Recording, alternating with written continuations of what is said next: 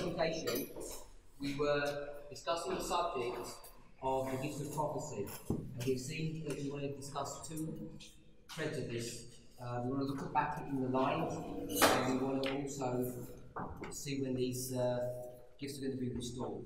We looked at the line of Moses, and we went to two Bible passages. Numbers 12:6. Actually, we didn't go to 34:10, did we? No. Let's go to Deuteronomy 34:10.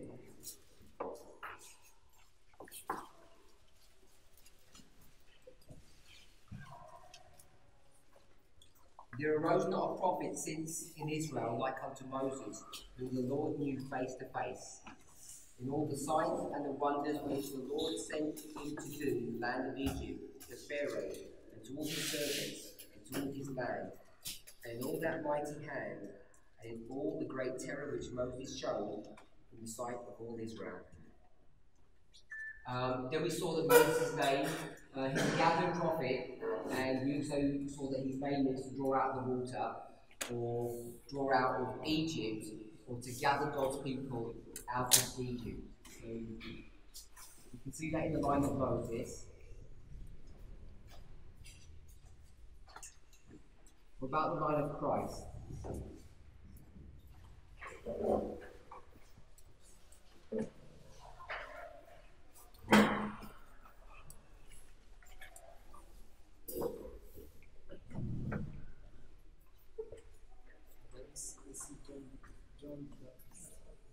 You see John the Baptist?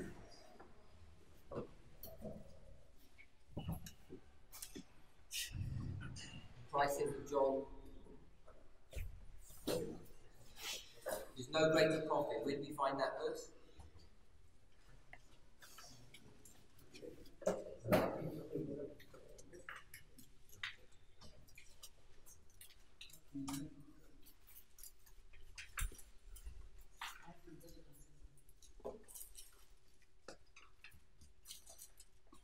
Matthew 11.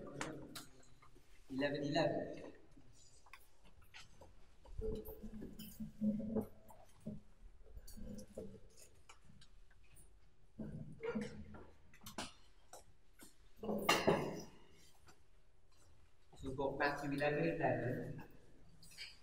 Did someone say something different? And Luke 7:28.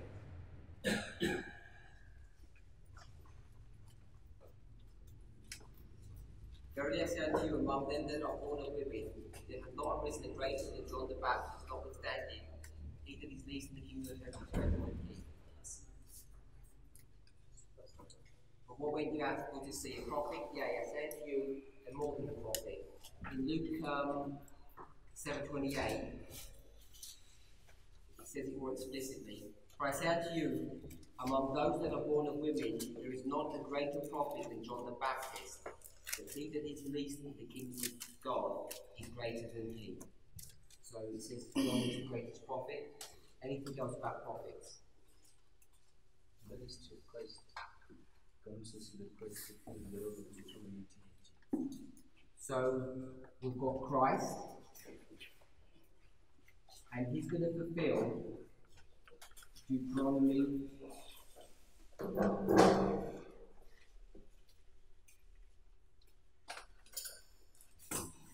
18:18. But rather, where do we see that he fulfills Deuteronomy 18:18? I don't mean in the story, but I mean, how can we prove that? In the book of Acts. Chapter 7. Chapter 7. We'll go to Acts 7.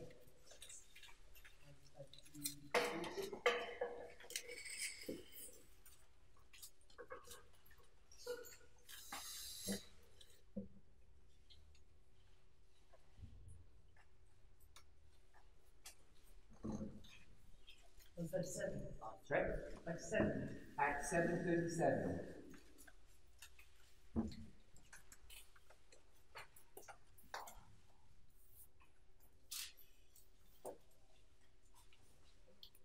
This is that Moses which said unto the children of Israel, A prophet shall the Lord your God raise up unto you of your brethren like unto me.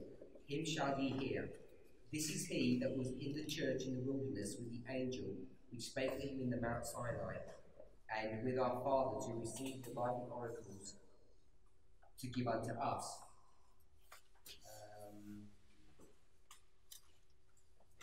So we're going to make the connection that this is Jesus. This verse.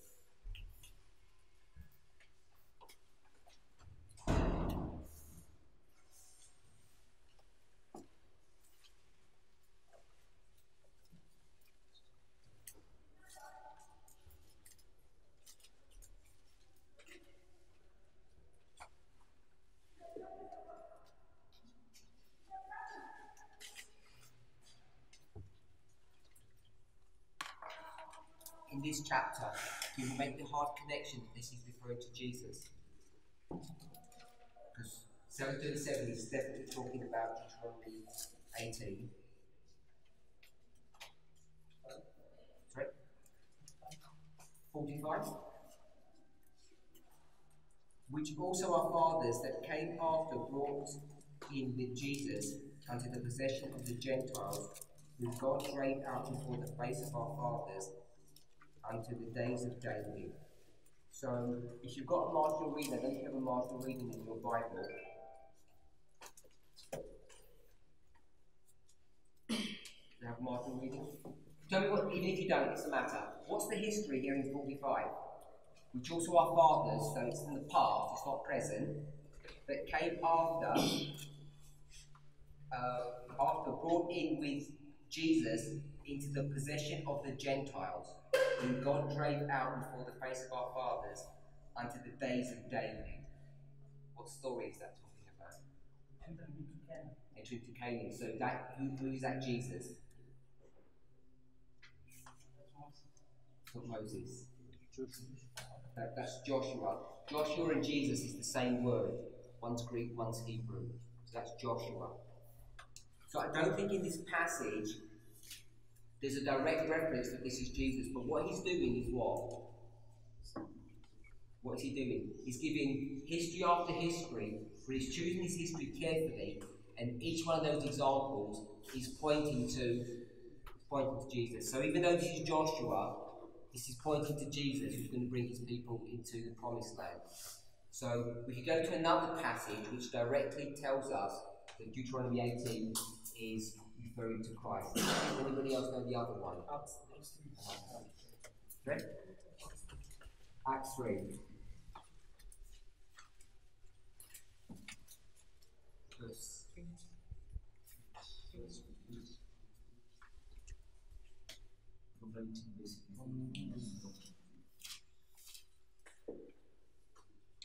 So the section begins in verse 19, which talks about repenting and the blotting out of sin. Verse 20, and he shall send Jesus Christ, which before was preached unto you, whom the heaven must receive, until the times of restitution of all things which God hath spoken by the mouth of all his holy prophets since the world began. For Moses truly said unto the fathers, a prophet shall the Lord your God raise up unto you of your brethren. And it shall come to pass that every soul which will not hear that prophet shall be destroyed. Yea, and all the prophets from Samuel and those that follow afterwards, many as have spoken, have likewise foretold of these days. So you have a direct application here. So these days it's Christ that's being referred to here. So you know that Christ is the prophet that's mentioned in Deuteronomy 18:18, who's going to be raised up. Where would you mark his raising up? If we're going to go for Deuteronomy 18 and then make an application back into this reform line, where would that be?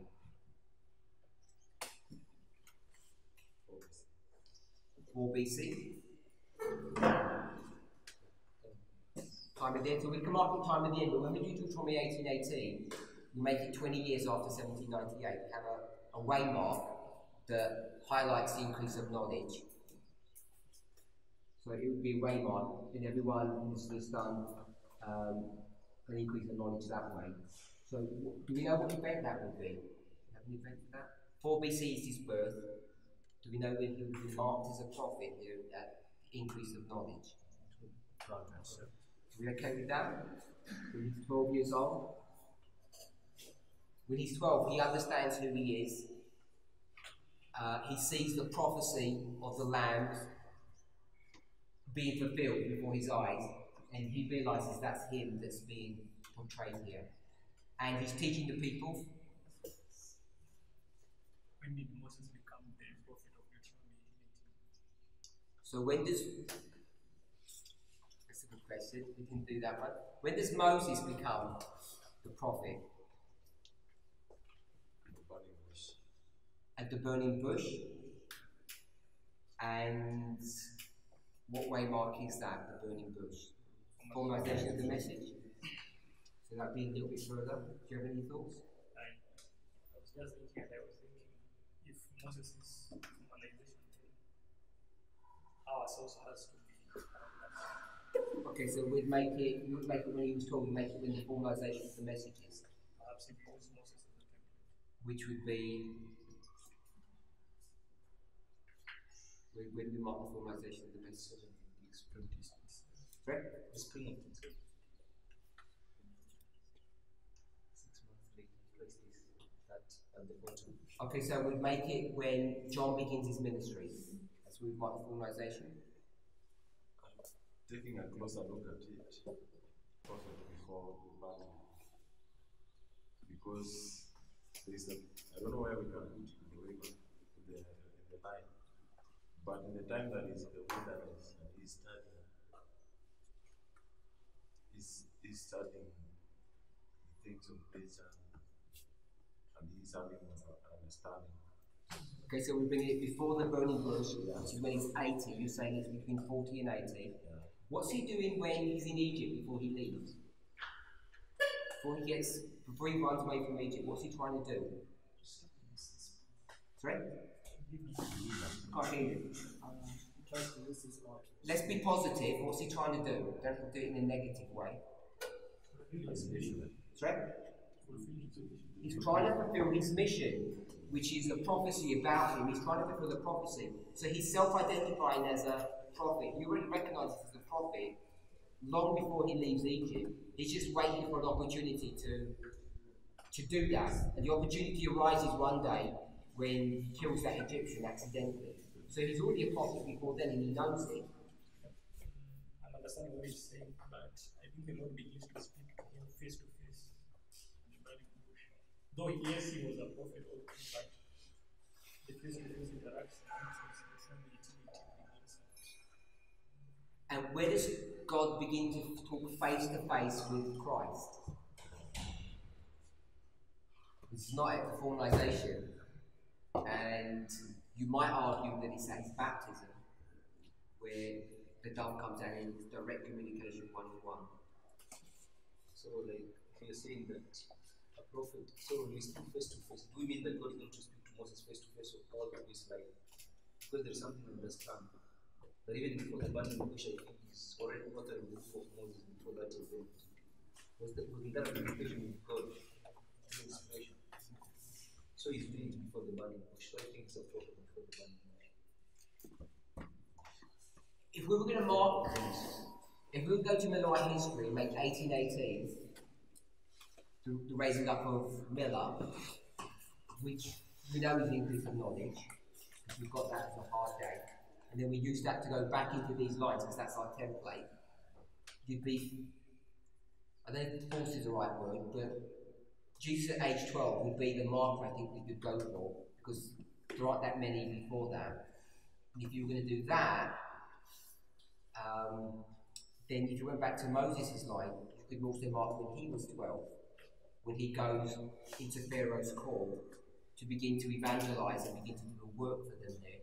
He begins to resist, I guess, the Egyptian philosophy and theology, not only for himself, but vicariously through for the people. He's had all this protection with his own home. He leaves when he's 12 as well. So, okay, so I don't want to make a big issue about that. We've got varying views. Are we okay that we can mark Christ and John in that history? Christ already knows he's a prophet long before his baptism. His parents know that he's a prophet even before he does, before he's conscious of it. When he's 12, he actually realizes for himself who he is. An increase of knowledge. He's a prophet. That's right. And then that sort of stuff about doing his father's business. So he's gone out from being under Mary in that sense, and Moses says he's gone out from being under his mother to now having to rely to the authority of Pharaoh. And Jesus marks that as doing his father's business when he talks to Mary. See, I like that. That's a nice connection. So when he's 12, his parents say, "Who are you? What will you be doing?" He says, "I've been doing my father's business." And from that time, even though he's subject to parental authority, this is where he begins to basically take management of his own destiny, of his own welfare. And you see the same in Moses' life. His mother's taking care of him. When he's 12, he has to basically fend for himself. When Jesus is 12, his parents don't even fully understand who and what he is. We don't know when his father dies. At least I don't know. I don't know if he's alive when he's 12. Somewhere between 12 and 13, those next 18 years, he dies somewhere. Ellen White alludes to the fact that he'd been long dead. But Rob,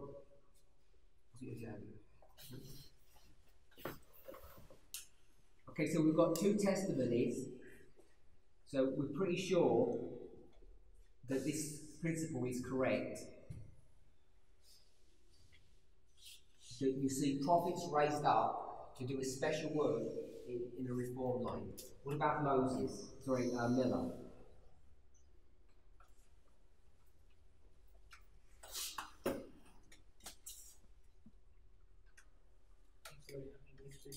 Okay.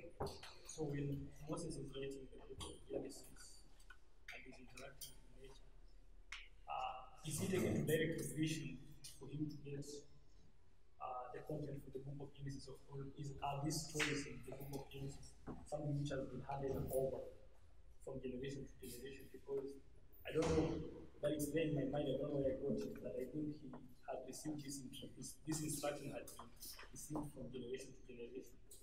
And these stories have been narrated, and what Moses does is that in his time in the wilderness, he puts the material together.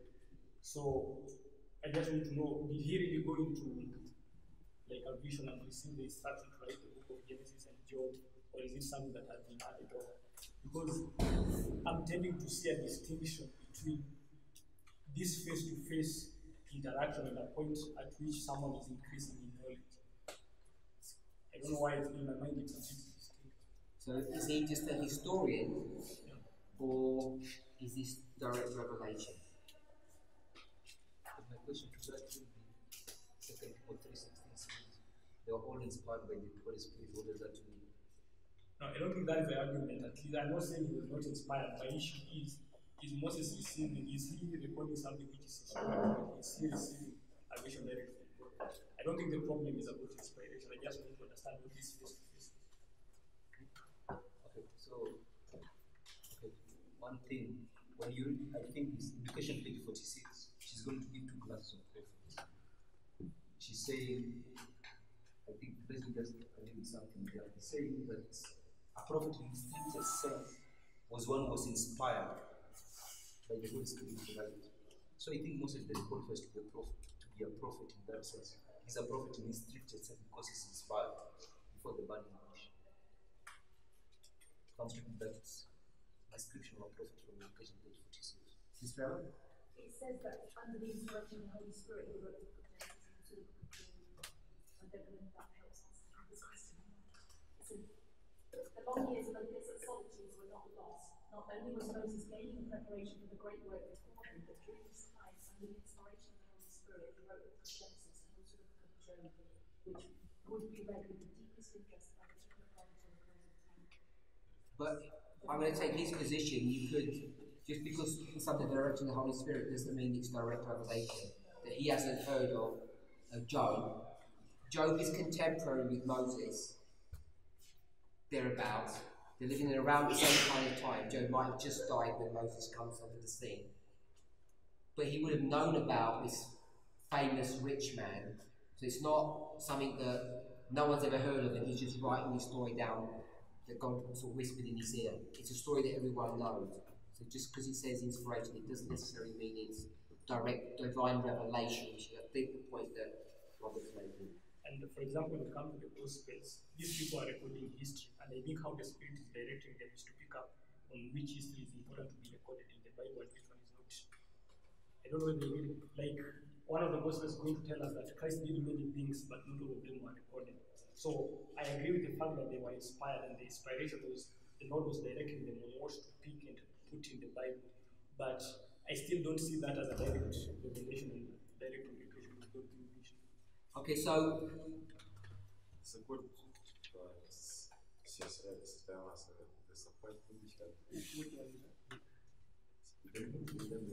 what's the quote that you gave us? Oh, that's 3 Bible copy, 3 BC, 1140.3. 4 BC, 1140.3. 1140.3, but I'm just not my original sentence. 3 BC, 1140.3. So there's a point that Sister West says, that's in the first line, if I got it right. While he was studying all this history, understanding all this history, the one that is speaking about, he was also understanding his mission, the one that was to do. Unless I didn't get that. I think the distinction that all he's trying to point out is that there wasn't this direct communication, whether it's visible with your eyes or audible with your ears, before that. I think that's the point he's making. And if we were to go to the line of Christ, I don't think we have any evidence that Jesus has direct communication with God until he gets baptized. It's only then, the first time he actually hears a voice. People say it's thunder, but he hears this voice.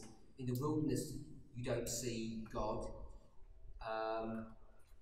And it's only at certain discrete times after that that he has one-on-one revelation with God. It's normally through prayer or meditation that he knows who he is. And it's almost always through the scriptures. If we go to Moses, everyone knows who he is. He knows who he is. He recognizes he's a prophet. But when he meets God at the burning bush, he doesn't seem to know who he is. He says, "Who are you?" And he has to tell him who he is. He's the God of his fathers. He's the great I am. So I think that's the distinction that he wants to make. Sister Aaron? Actually, the background of the paragraph is Signs of the Times, and it says that, I think you can relate it to Miller in 1818 probably, because it says angels bent over Moses to answer his prayers. Because he's praying about deliverance, so he understands who he is and thinks. It says for someone of less faith, they were given up, and he had faith to keep on pleading to God had forgotten in that 40 years. Then it says those prayers were heard, could his eyes have been opened to have seen the messages of God, pure holy angels bending lovingly over him, shedding their light around him, and preparing to bear his petition to the throne of the highest. The long years spent amid those solitudes were not lost, which goes on to say how he wrote the book. So I think you probably can find that with angels going to with us now. Is that 1818? Well, I think it's Mark 8 from that. Oh, you could do it. Yeah, I suspect, yes. Okay. Can I argue that God knows this from the conception? Hear you at the back. I'm saying, can I argue that for a person to be a prophet, God is waiting to lead his people from the time that they conceived in the womb. God knows that's there is a time that God has set you to play that responsibility. For example, Jeremiah and also Cyrus. So God says before they are being born, that these are given. So can I? That is. So I think you'll agree that these men were prophets from the very beginning. I think the only distinction that from Robert's making is, when did they get raised up with this gift of prophecy? And he's associating that with this rare vision, this face-to-face appearance vision that he's having, that they're communicating with God, that this kind of direct communication. And it's not in the earlier time, certainly of Moses and certainly of Christ. They don't have that. Moses hasn't had direct communication with God, when he's 12 years old. Otherwise, God would have told him what to do, but he doesn't. He's kind of left to his own devices. Somebody have their hand up. Just want to make an argument and see that all the prophets that we see, they always have the character, they always were identified as prophets. But there is a time that publicly they will be recognized as prophets. Because one rule I know about prophets is that their names point to the ministry that the one they are going to do. And then they give an example like with Moses. Moses is born as Moses' name, we found what it means in his ministry. But when does he start doing that work? I think from the time that he is given that work by Christ, that go to Egypt and do that work. For John, I would also argue, John names means that Yahweh has mercy. And how do we see the mercies of God? It is when he baptizes Christ at 27 AD. That's when what he has been saying is empowered that truly this is a God's prophet. I go to Jeremiah. Jeremiah God knew him before he was born. But Jeremiah's name that Yahweh strikes. What is that Jeremiah raised to do? He is to proclaim a judgment upon Judah that you are going to captivity. Jeremiah had been a prophet, but until God gives him that work to go and proclaim that message, he's publicly recognized as a prophet. And if you go to Jeremiah chapter 1, we know he begins his ministry in the time of Josiah. But we don't see him doing much until he gets to Jehoiakim. So when you get to Jehoiakim, then you begin to see him. That's essentially where you see the book of Jeremiah. So he's been a prophet for a long time. He said God selected him from his birth, but he's a young person when he begins in Josiah's line. But it's only he really begins to do his ministry properly. At the very, I won't say at the very end, but in Jehoiakim. Miller. So I've never understand here. These are mostly that we get from historian, the history of Genesis. You can understand the story of Job. Maybe there are some historians that are talking about Job, like Job. What about Genesis? I don't know. I don't have any direct evidence, but I wouldn't have any objection to with the suggestion that's been given that it was an oral tradition that everybody knew the story of Genesis and how man was created, what that story was about Adam and Eve. They all knew about that. It's not that many generations from Noah to Moses, and is Noah alive at the same time as Adam is? You know, I think he is. I think there's some kind of overlap. Certainly,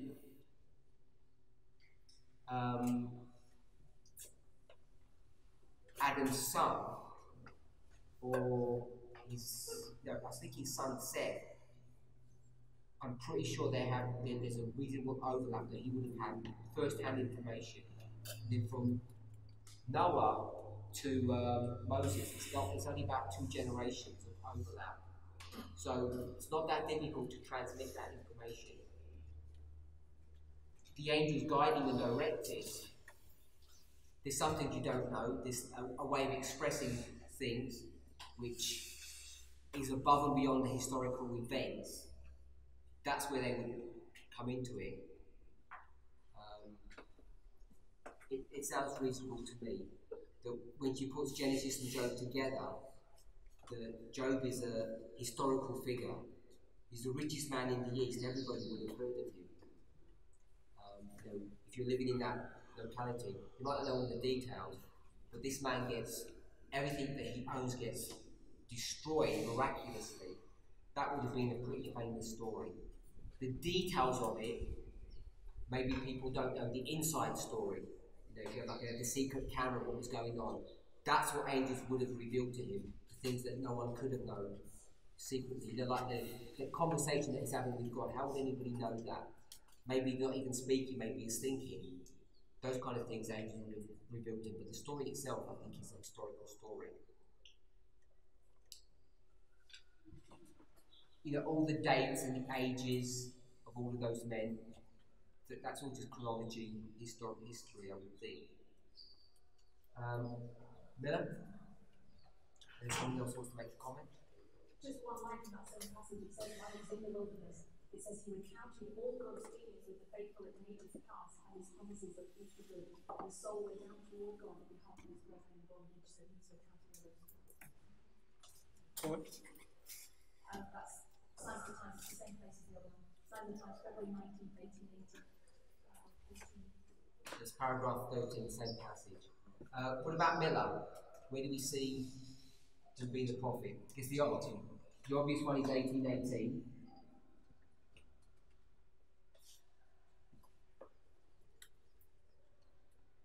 But I don't think the 1818 is the gift of prophecy. Okay, so other events that are going on to help us to see that. The gift of prophecy. I'll go with William. Sorry? For the gift of prophecy, I'll go with William. Oh, you don't even want to go with Miller, you want to go with Foy. So you want to go to 1842 and you want to go with William Foy. Or Hazen Force, I don't know the order, but. Sorry? William Foy and Hazen Force, but I don't know the order. Hazen Foss, I think, is in 1844. Okay.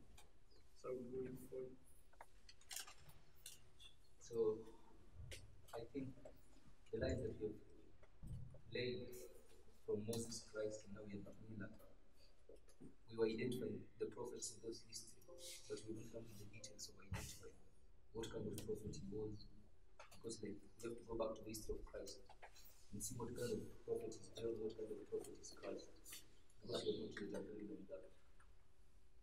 When you say what kind, do you mean like face to face? What she sees in Christian history. Or whether it's a special inspiration? No, read it how it says it. It says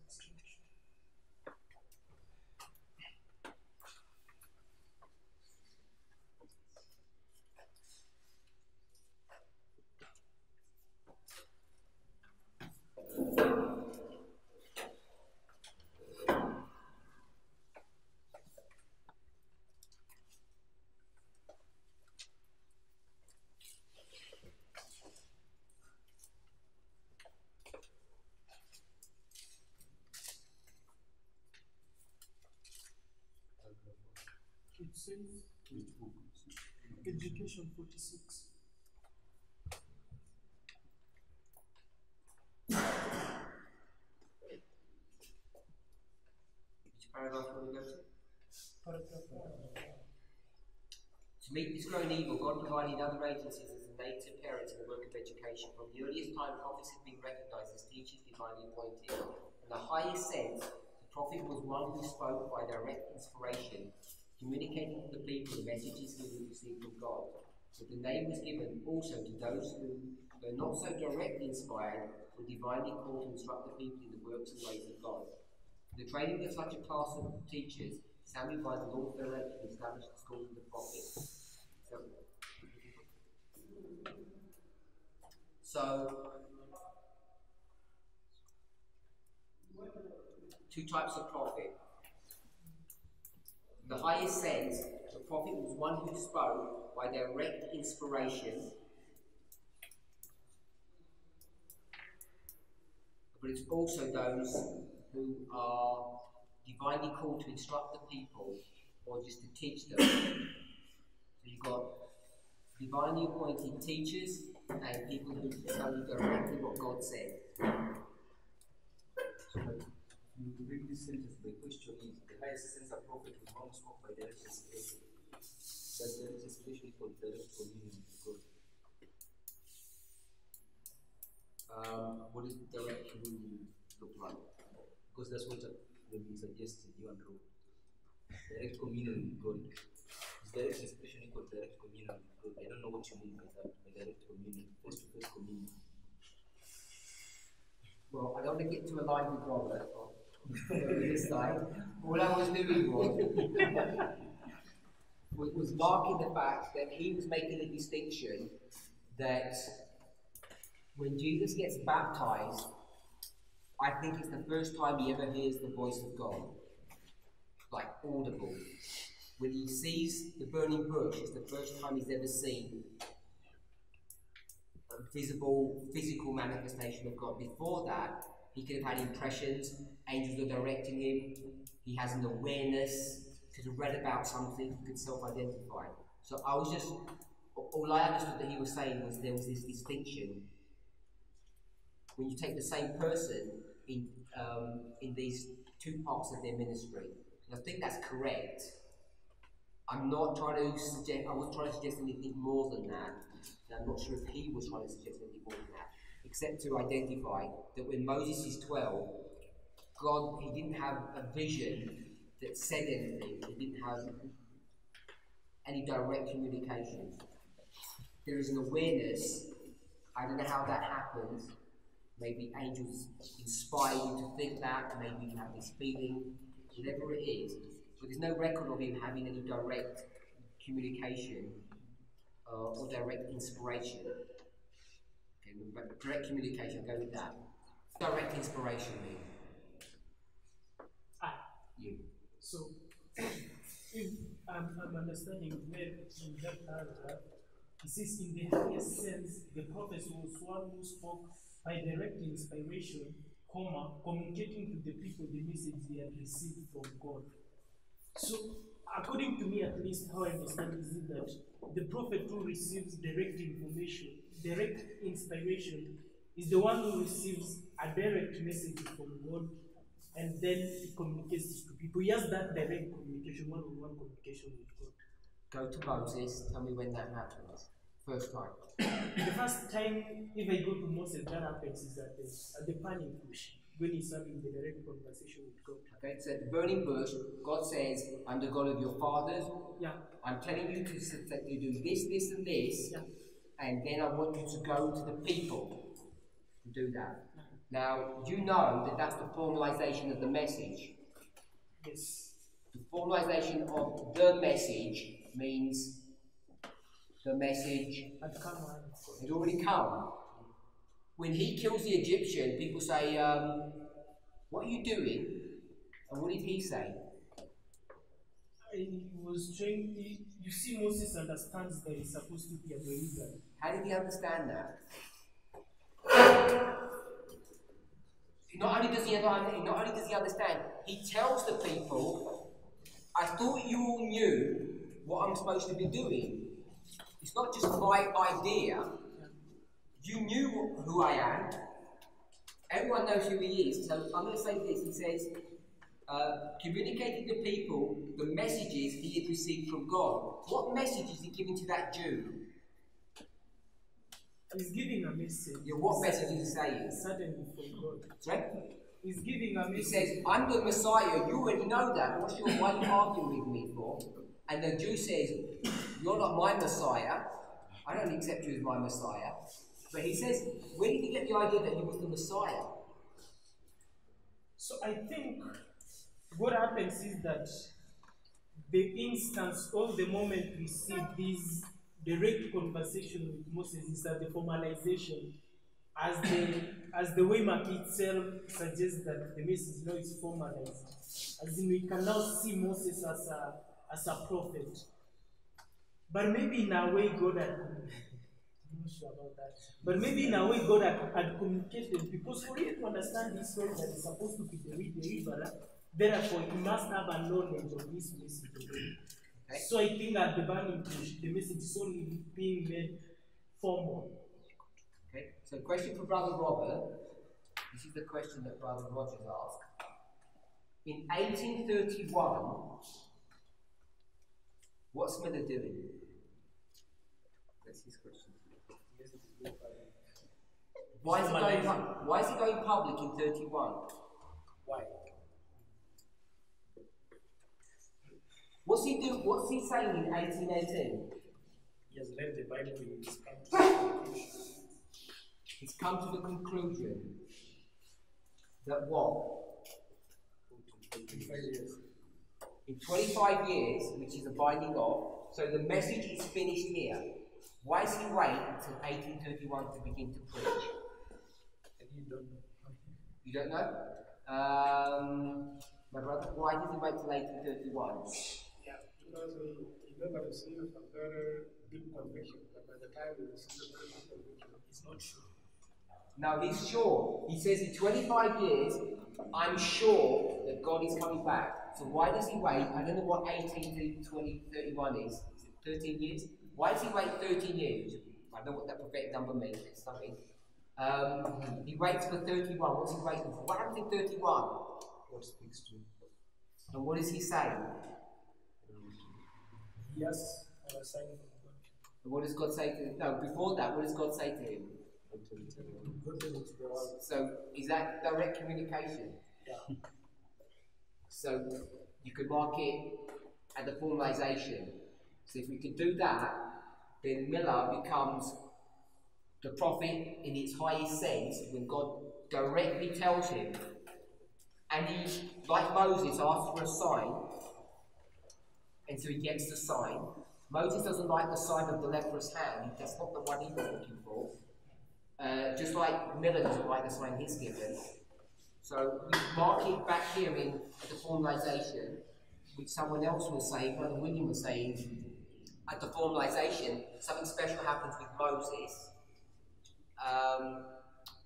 With Christ, what happens with Christ?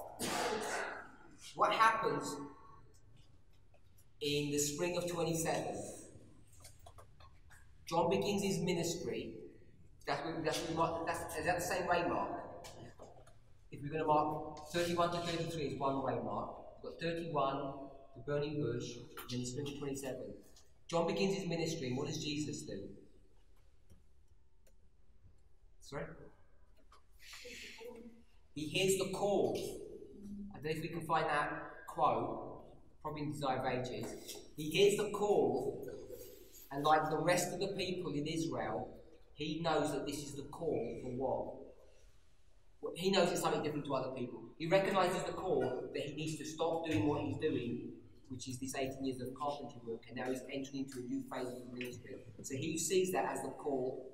I'm never going to say direct from God, but he hears the call when he knows John begins to. I don't know why he waits 6 months, because it doesn't take 6 months to get from Galilee to where Barrow, what that place is, where they're baptizing. But sometime in that history, he's going to pack up his tools and he's going to go. But he hears the call there. Someone repeat. Before you ask the question, just want to make sure everybody's familiar with William Foy. We know he has a direct revelation from God. We have Hazen Foss, who basically messes this up. But we know that in 31, which is the formalization of the message, which lines up with the burning bush, that Miller hears the voice of God. They have directly, we're going to do that. Is there a question or? I was going to say, because it may be that it's when God chooses to manifest his endorsement of the message. So he manifests divine, supernatural divine sign, whatever, manifests himself to endorse the message. And that divine thing is what? So that was the falling of the stars and everything. So it's before I say to you that I was going to find that falling of the stars in the burning and then the voice of God coming into baptism. Because those are all direct, supernatural public displays of his endorsement that this is the person. Hold that thought, remember the thought. Depending on the thought, I question the quote which we just read in verse 46, and then this argument, where is it? The question is, what's the difference between Ezra is the prophet, right? And now we're saying, Miller is the prophet. So what's the difference between the two? If we relate to that quote. No, you can't ask rhetorical questions. You tell us what the answer is. You don't know the answer? I already gave the dynamics of the past. No rhetorical questions. You don't ask me a question. You don't ask someone else a question. You just tell us what you understand. Because if we don't do that, in a class this size, it becomes unmanageable. It really does. So I'm not trying to be rude to anybody, but the rules work better that way if you just make your statement. You can ask a rhetorical question and answer it, I don't mind. But I won't answer questions, except in very rare circumstances, and this is a proper question. But we don't ask questions to one another. We just try to stick to some basic rules. Do you want to make a comment on what the difference between Alan White and Biant is? Okay. Brother Kev, who put your hands up? Who's so? I've got 1, 2, 3. Okay, we've got 4 people, and Sister Emma. I just wanted to point out the definition of prophet. Maybe it can also help us. It means to speak by inspiration, prediction, or simple discourse. And inspiration, simple discourse, or prediction. Or making a prediction. My brother, then William, and then Brother Robert. Just wanted to make my point that I understand there are 2 types of prophets. One is a proclaiming prophet who is sent by God to proclaim a certain message, like a judgment. And the other one is a gathering prophet. And an example, Jeremiah is a proclaiming prophet. He's proclaiming judgment upon the kingdom of Judah. But we saw Moses is a gathering prophet. He's going to deliver. So, the only prophet I know that has 2 characteristics is Daniel. Daniel is a proclaiming prophet and is a gathering prophet. But you always see that most of them are gathering prophets. But when you see a prophet proclaiming judgment, he's a proclaiming prophet. But the one who is blowing people out of apostasy is a gathering prophet. And is Moses not making judgment upon Egypt? But the main reason why Moses is doing this is to gather. Okay, I don't mind that, but it's a made-up concept, gathering and proclaiming prophets, that we made up in this movement. Unless it's something. I don't think it's an inspired statement. Not objecting to it, but I think you could. I mean, the greatest judgment that we know of is the Passover. Or if you want to go to the Red Sea crossing, where we wipe out a nation basically. If we were going to say that, what judgment is Daniel bringing? He's not even bringing any judgment. All he does is talks about Daniel 8:14. When you say he's a proclaiming prophet, is that what you mean? That he proclaims? So he doesn't even do anything judgment-wise to me in real life. So I get the logic of it when we do gathering and proclaiming prophets, but I think it's just a version of history that we want to read through because we want to create a storyline. So I'm not trying to undo that, but I don't think this is hard and fast. And certainly the one from Inspiration, that's not how she's defining prophets. And we've read from Education, I think it's chapter 19, from Great Controversy. She does the same thing with 2 classes of prophecy, and she develops that logic. I didn't want to go down and read the Great Controversy statement. I don't want to go too much into this subject in a great amount of depth. So if I just summarise what I'm hearing that proper, real prophet, face-to-face, the rare type of a prophet, is like foil, direct dream or direct vision. You're looking at him and you know they're in a vision. And most of these people experience that sometime in their life. Another way to think about prophet, there were prophets before, but they didn't have that experience. Another way to think of prophet is according to this definition, in the highest sense, is that they have direct inspiration and they communicate that message to the people. And when you start using that definition as written, you can then go to Moses and pick him up a lot earlier. You can pick up Christ a lot earlier. The story of Christ is about the kingdom. Which kingdom? Kingdom of grace. When does he first start talking about the kingdom of grace? When he's 12 years old. He goes to Jerusalem and starts talking about the kingdom of grace. And if they had listened to him when he began his ministry at 30, the nation would have been ripe to be harvested and everything would have been good. So this definition here is a lot more generous, a lot more forgiving, and you can go right back early to be able to identify when a person becomes a prophet in the highest sense, which kind of, I guess, seems in contradiction or in opposition to what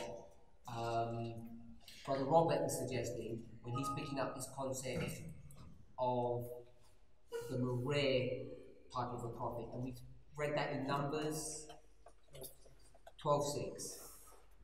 Yeah. So he wanted to ask, what is the difference you're making between 1818 when Miller becomes a prophet and 1842? What is the difference between Miller and Miller before? You don't know what the difference is?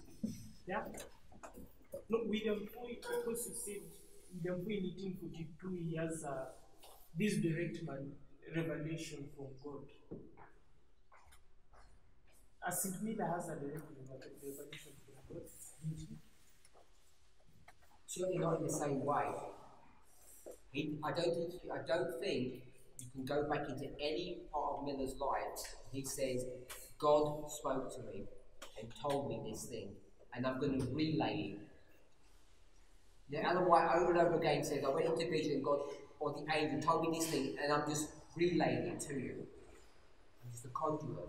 I don't think Miller ever testifies about his life in that way. What exactly happens to Miller in his two dreams? So he just says, I had a dream. We're the people who make some kind of big story about it. He just says, I had a dream. You have dreams, I have dreams. Everyone has a dream. He doesn't say, my dream meant this, or let me tell you my dream because it's so important. It has a bearing on things. He didn't say God gave him the dream. We do all of that, and we base it upon the fact that Ellen White puts his dream into a book. So we give it an authority based upon Ellen White's connection to it or understanding of it. He never makes that kind of testimony. He just says, I'm a nobody. But your question is the same question that Brother Rogers is asking, what's the difference? And you're alluding to the fact that there isn't any difference. Miller, when he does his work, he's been inspired by angels, comes up with the right answer, he gives the message, the first angel, and Foy does a similar thing, but he has a different experience. He has a kind of a supernatural experience. He collapses and does all those strange things. So there is that difference. But I guess you're saying, the end result, what's the difference? Is that what you said? That is what I was initially saying. Yeah. And afterwards? You changed your mind or you kept your... No, afterward I'm rethinking. Oh, okay. I'm thinking otherwise. Thinking otherwise? So, there's a definition that is coming from the Book of Education 56. I don't really think that, personally, the distinction that I'm seeing, I don't think that quotation is in any way solving my dilemma. I'm getting the kind of two prophets that Education 56 gives us, but I'm still seeing a distinction between what we're talking about in terms of William Miller and Foy. For example, you think that in we are saying that Miller had a voice and it was like driving him and telling him, go and tell it to the world. I'm not sure that that is the sort of face-to-face communication that William Foy has. Because the way I look at it, William Miller has this deep conviction. Of course, the Lord is working upon his mind. Like, I think every one of us, there are times when you feel the deep conviction of God and you can hear his voice speaking to you. So I think that is what is happening to him. He's certainly not getting any message directly from God. He has just been studying his Bible. Angels have been guiding him. He has come to some conclusions, but he did not get his message directly from God as William Foy did.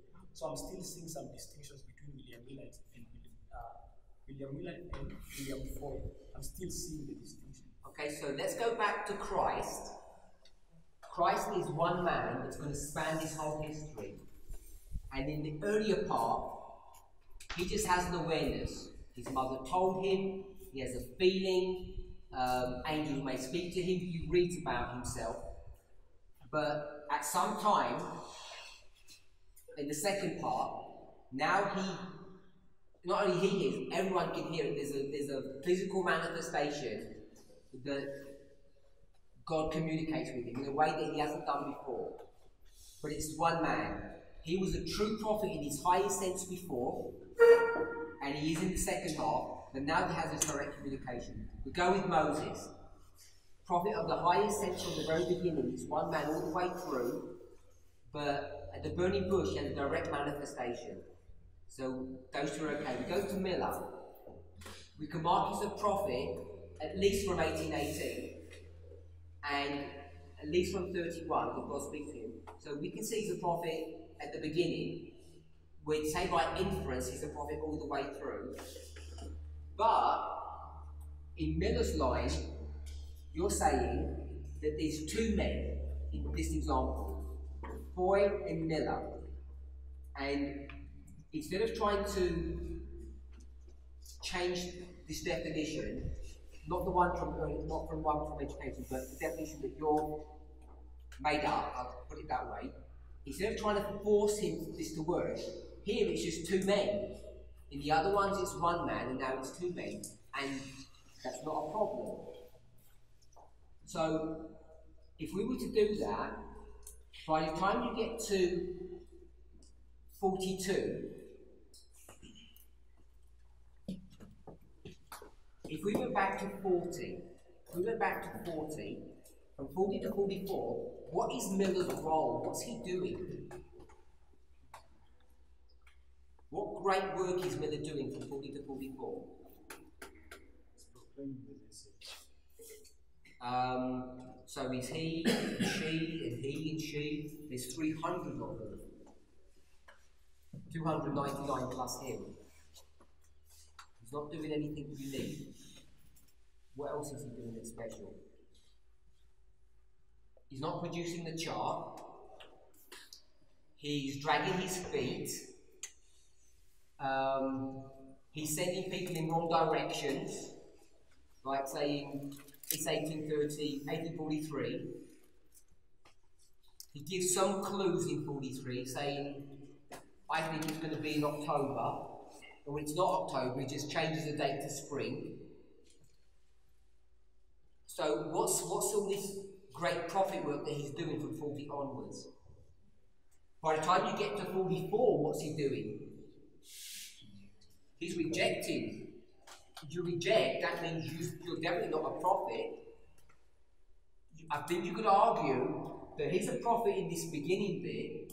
In the second bit, he's not fulfilling the role of a prophet. In fact, he fights against the prophet. If you wanted to make Snow the prophet in the same league as Miller, if we could do that, I'm not saying we can, I'm not saying Snow is the prophet in the highest sense, but if we were, he's fighting against the prophet. So maybe you can argue that you have Miller here, which represents Christ most in his early phases, but then you have Foy. And then again, when we talk about this direct communication with God, for example, I don't think God communicates through dreams to some of his prophets, but I don't think it's every communication through a dream that for me qualifies someone to be a prophet. For example, Nebuchadnezzar has a dream, it doesn't make him a prophet. William Miller has a dream, but still it doesn't, to me, it doesn't still fit to that definition of a prophet. So the question that we're asking between 1840 to 1844, which role is William Miller playing? I'm not really seeing him play any role of a prophet. To my understanding, it's just like the other 300, 299, 300, just like me and you, what trying to grab with this. So I can't remember who it was over here. Someone said about this person, and Cyrus. Someone said Cyrus. You don't agree Cyrus was a prophet? Of course, I can say God is communicating, but I don't agree he's a prophet. I don't agree. Yeah, just making sure. Bruce, the comment? Sister Emma? See, there's some pattern that we've got Miller, and then Moses take over. And then you've got the prophets in the sense that we're looking at, and then you've got Foy, and now White takes over. So there seems to be something there that there's this shift from one thing to another. So there's two people seen in that history. But I'm seeing something in the other lines that it seems with Miller and Jesus, I'm trying to see with Moses, I think it's slightly different with Moses, but Miller is called in 81. Like he hears the call of God, and then then get supernatural endorsement if they agree. You could say with the star spawning, although the dynamics are a bit different. Jesus hears the call, it says, and knows the time is fulfilled when he hears about John the Baptist. So he hears the call, and he gets divine supernatural endorsement. It seems with Moses it looks a bit different. He sees the bush, and it seems Mark gets the call at the bush as well. So you've got supernatural endorsement and the call with Moses.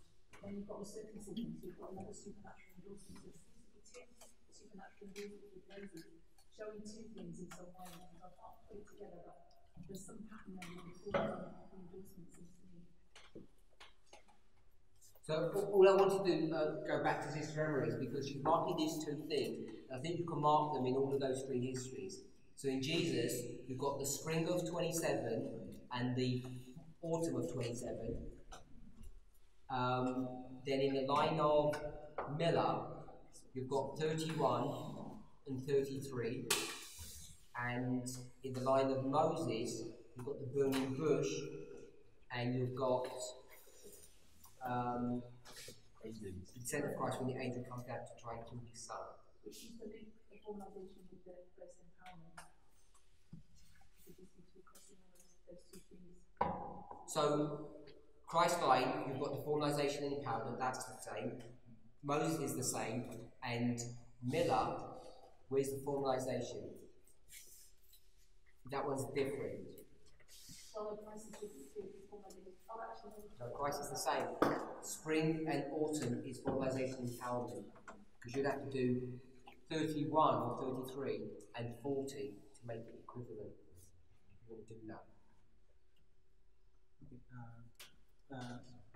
James White would say that the reason why God raised men is because of history. That is from this one. Sorry, the reason why God raised Miller was because Of history, for him to understand history so that he can come to calculate the prophetic and put into the prophetic, that is book, Sketches and Life of William Miller, page 6.2. Okay, so what are you saying by that?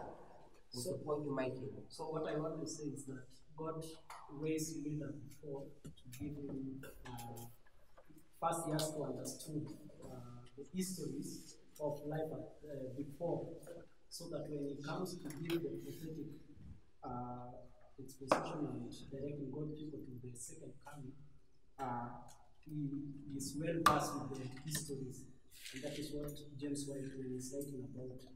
I know, I understand it, you just repeated yourself. What's the point you're making? So what I'm saying is that Miller, before 1818, this God is directing him. Well, we know because he's a prophet, but I want to know what the point you're making. I don't still get it. Okay. I just want to ask, when we are looking at a prophet, are we looking at the personality or we look at the work and the ministry? Because we are trying to define when the gift of prophecy is going to be restored. And I don't think we should look at William Miller as a person. We need to look at William Miller in terms of the work and the ministry that he did. And we can see in that sense, if you look at the work that he did, in Deuteronomy 18:18, he's raised us as a prophet, and he's beginning to do a work. That's the point, that the gift of prophecy that is going to be restored, and afterwards, other people are also going to share in that gift. And when you look at even Samuel Snow, the work that Samuel Snow does, the principles of interpretation, the principles that he uses to get to put up his message, he gets them calculated. So I am arguing that we need to focus not in the person, like when you're looking at, for example, Miller, but we look at the work, the ministry that he did, and in that sense, Miller is the prophet that is raised. I think everybody agrees that he's the prophet that's raised up here. And at the back end, I don't think Snow was the one that was actually named. That's why someone suggested Foy, because Foy has a different experience than Miller did. He's a different kind of a prophet, not in the sense of Education 46, but in the sense that he has a direct vision from God in a way that Miller never had, which is the point that I think my brother wants to bring up here at the front, where he says he was basically a book person, studying books, collating information, getting the best sources so that he could begin to do this work.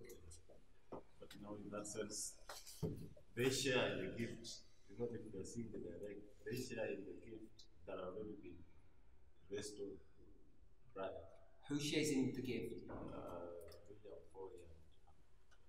William Foy I'm not sure how much William Foy even knows about what's going on. God just tells him something. I don't think he even understands what he's even saying. If you go and read his visions, there's 2 visions, I'm not sure if we even understand what he's saying. He just says, this is what I saw, and that's what I want to do. It's slightly different to the way Miller's operating. Miller's operating, explaining and detailing stuff, as you and I do. I don't know if you remember, when we read Loughborough's book, and we saw Bates doing Ellen White's vision, do you not notice how difficult it is to read what she's even saying? It just says, like, they're not even sentences. She says this and then this, and you think, actually, this is really badly put together. It takes a lot of effort to get that into a statement that actually flows and makes sense.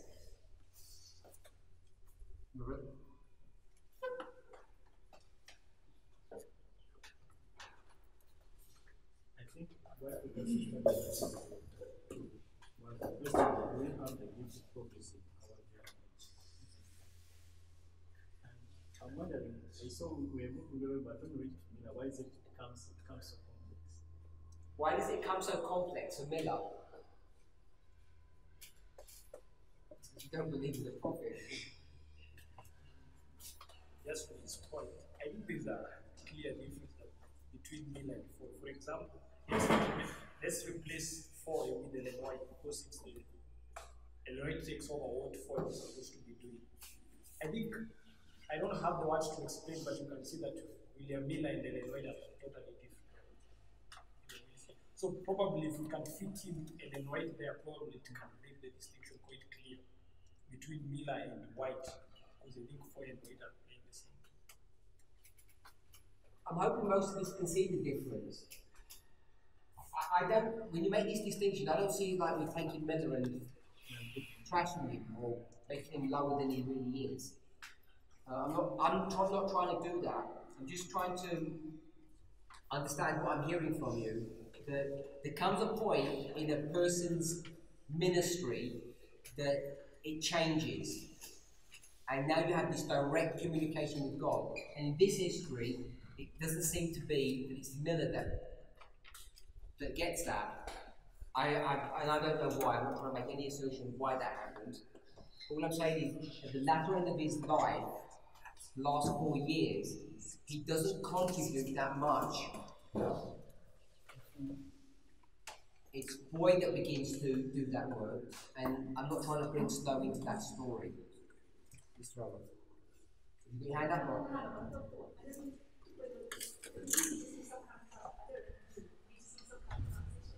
It seems that the people that have light there were Miller, and Hansen giving increased light in the message, which are all on the level of sex with Miller, which seems to be that divine intervention. Then you get Foy and Foster, fails, then you get other one. So you seem to get this transition in the way that God was the right line, we're going to take beyond 44. What I want to do is take up Brother Kevis's point. Let's not look at the person, because you can see Miller to Litch to Snow. If you just took them as one person, it's just this ministry that's flowed all the way through, using just Bible study techniques. At a certain point in that line, you get a special manifestation of the Holy Spirit or the power of God, which is in Foy, that comes at a certain point in that history. So I'm seeing two things. That is progression from the way God operates with them. So it's from there to that towards the natural level. But it's also the fact that he uses lots of people, so it's not about one man, it's about the message that goes through, how to deliver that message to you. Yeah, so I was trying to make that point about the individuals themselves. Okay, so I think our time's sort of virtually up. I'm about done on this one here. Gift of prophecy in the lines. We've seen two things. The beginning part of the ministry, you can see the prophet runs all the way through that history. That's the first point we picked up. At the beginning, they don't have this special rare experience where they see the appearance of God or hear. If you see, you hear, it's the same thing. That comes on in the second part of that of a reform line. It tends to be that way. All three stories are the same. It's not an indication of a low quality or a better quality prophet.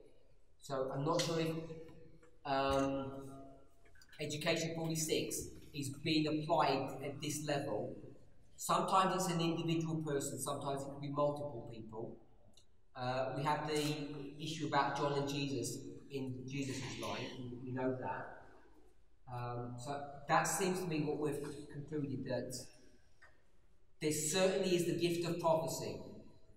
It's from the very beginning, but it receives some kind of different manifestation. It looks different when you come to the second part of that reform line. There's something you said that you had two visions. There's something I want to comment on what you think talking about. In fact, when you say in Manuscript Releases, volume 17, verse chapter 95, page 95, verse 12, White says that he had four visions. Oh, she says he has four visions. Say that.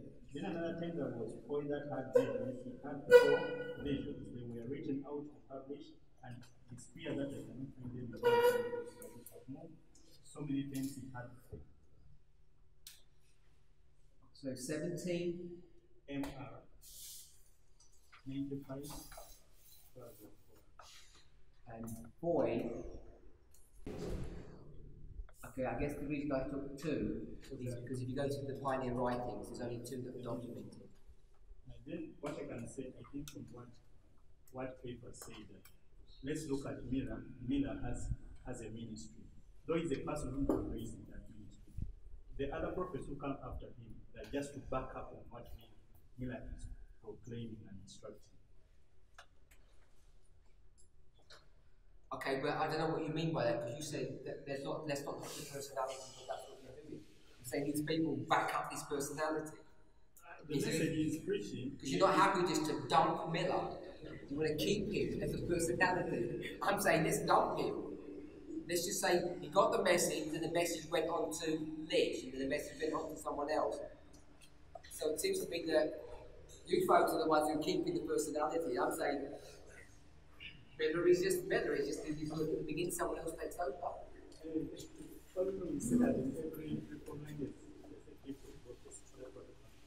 I agree with that. The gift of prophecy runs all the way through to different people, because they all have a special message from God. Because if you're going to do that, Lich becomes just as much a prophet as Miller. He didn't get his message from Miller, he got it from God. Might have borrowed some information from Miller. Doesn't make him any less of a prophet. Are we allowed to drink coffee? Are we allowed to drink coffee? Who said? Why did she say that? Sorry? She's given a vision. So God said you're not allowed to drink coffee because no one in the world knows you could have that coffee's bad for you. Is that right? She didn't read it out of the health book. You sure?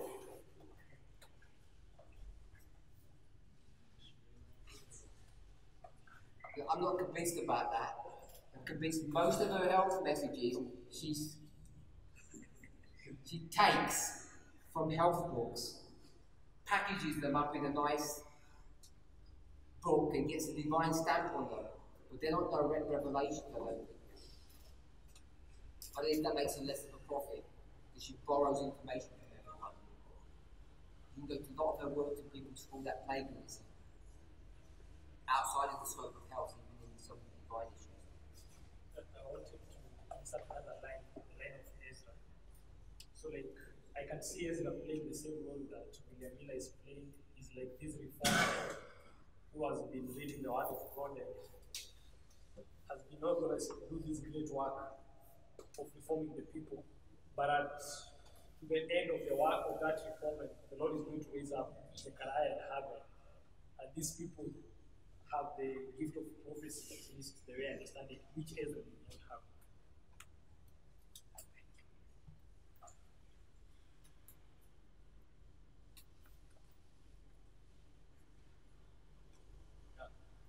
So I'm saying that Ezra is this book guy, he's a prophet. He's a prophet according to the lines, but books is the guy of the books. But when it comes to Zechariah and Haggai, it's the gift of prophecy is a bit different from that which Ezra has. So you can also see at the latter end of that reformment is the gift of prophecy restored and God raises up something. Yeah, I kind of have the same idea with his brother. And me, I was contrasting Mina with Samuel. I mean, Prophet Samuel.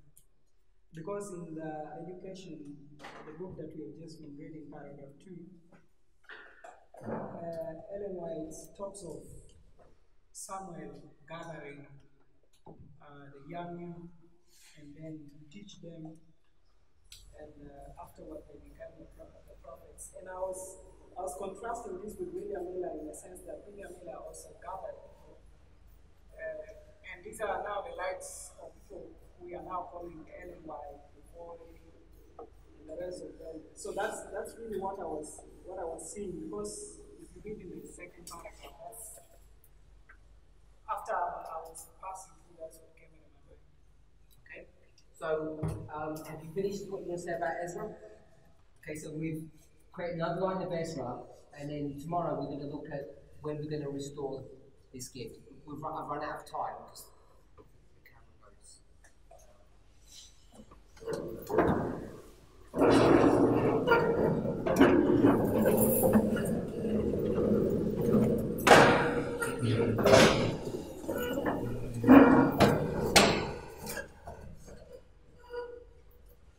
Heavenly Father, we want to give you praise and thanks.